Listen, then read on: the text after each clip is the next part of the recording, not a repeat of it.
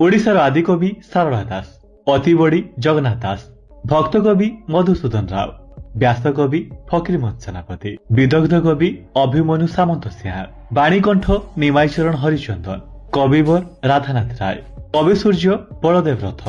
कांत कवि लक्ष्मीकांत महापात्र, कविचंद्र कालीचरण पट्टनायक, छंद कवि राधामोहन गणनायक, कवि मंजुल कृष्ण प्रसाद बसु, जातीय कवि वीरकिशोर दास, कविशेखर चिंतामणि महांती, किशोर कवि श्यामसुंदर दास, गणकवि वैष्णव पाणी, प्रकृति कवि गंगाधर मेहर, प्रेम कवि मायाधर मानसिंह, पल्ली कवि नंदकिशोर बड़,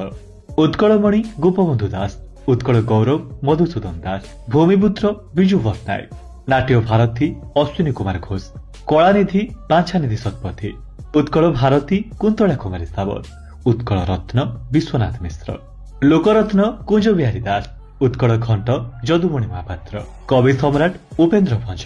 सन्थ कवि भीम भुई, स्वभाव कवि गंगाधर मेहर, कर्मवीर गौरीशंकर राय, उत्कल केशरी हरिकृष्ण महाताब।